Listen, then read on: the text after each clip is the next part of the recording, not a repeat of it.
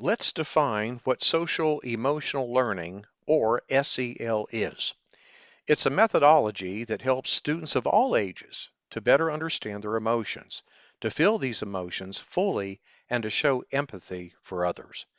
In today's classrooms, children are exposed to other students from different backgrounds and cultures, different belief systems, and unique capabilities.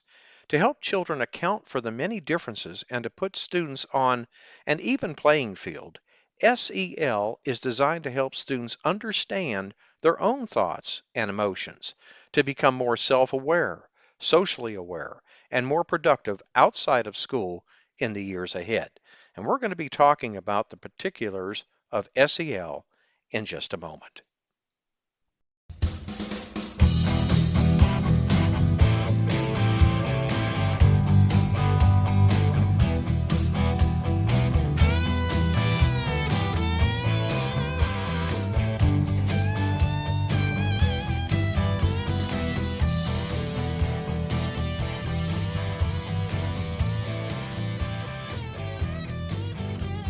Welcome to episode 68 of the Teacher Rockstar podcast, a place where tips and strategies critical to the new teacher are discussed. I'm your host, Steve Hiles, and in today's episode, I want to talk about why social emotional learning matters and the benefits of teaching SEL in our schools. But before we do, here's a quick word from our sponsor.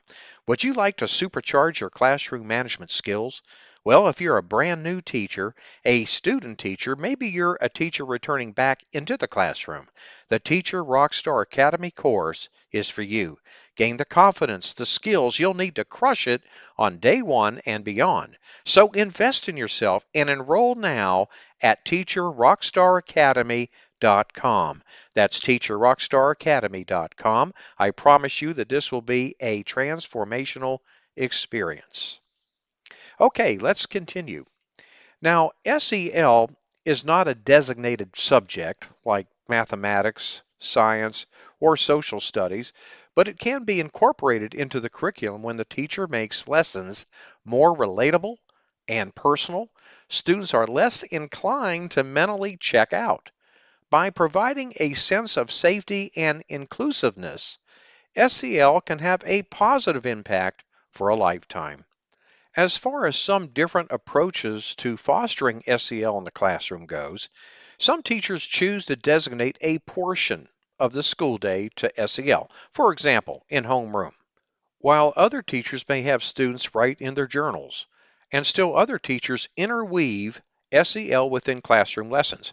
I want to share this research study with you, and I quote, "Research shows that SEL not only improves achievement by an average of 11 percentile points, but it also increases pro-social behaviors such as kindness, sharing, and empathy, improves student attitudes towards school, and reduces depression and stress among students."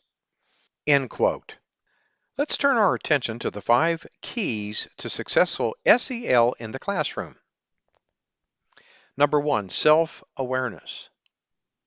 This is the ability of a person to understand their own emotions, personal goals, and values. Okay, this includes having a positive outlook on life, assessing one's strengths and limitations. Number 2, self-management. Now, what this refers to are the skills and attitudes to regulate one's own emotions and behaviors. Point number 3, social awareness. This aspect involves one's ability to appreciate, understand, empathize, and feel compassion for others with different backgrounds or cultures.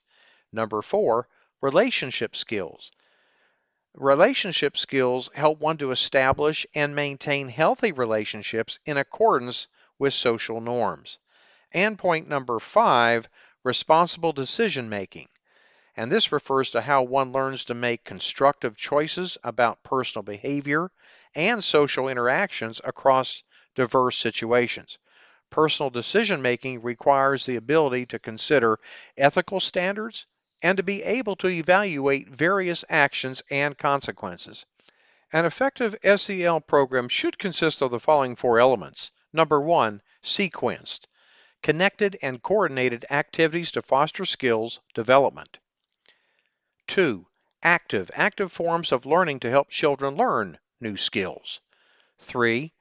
Focused, emphasis in developing personal and social skills. And 4. Explicit, targeting specific and emotional skills. The overall benefits of an effective SEL program includes the following, but are not limited to: an increase of self-awareness, academic achievement, positive behaviors both inside and outside of the classroom. It's a fact that students that are equipped to deal with problems that affect them on a personal level are better able to adapt to the pressures of adult life.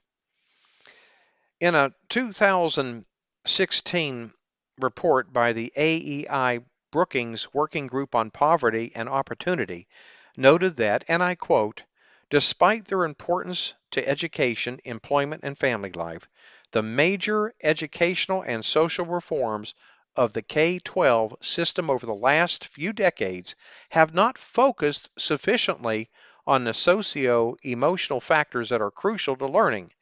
End quote. It's interesting to note that very few schools in the United States have designated SEL as part of the school curriculum at the elementary, middle, and high school levels. As of now, there are only 3 states, imagine this, 3 states that have a fully designated set of standards for SEL programs with benchmarks for students in grade levels K through 12. And these states are Pennsylvania, Kansas, and Illinois. One final thought, though. Things such as fair and equitable discipline policies and bullying prevention practices, as well as regularly scheduled morning meetings, will no doubt foster SEL in our schools. Well, we have come to the end of today's episode. I want to thank you for listening to the Teacher Rockstar podcast. I'm your host, Steve Hiles, and I hope that you've enjoyed listening to today's podcast, Why Social Emotional Learning Matters. When you get a moment, visit my blog and subscribe to my newsletter for the latest educational research, best practices, and unadvertised free bonuses. All you have to do is simply go to stevesclassroomresources.blogspot.com. And don't forget to subscribe to us at the Teacher Rockstar podcast. And if you'd like to support us, please feel free to share our podcast with others. Post about it on social media. Leave a rating and review. That would be greatly appreciated. Thanks again, and we'll see you same time, same place next week. And remember, my friend, you got this.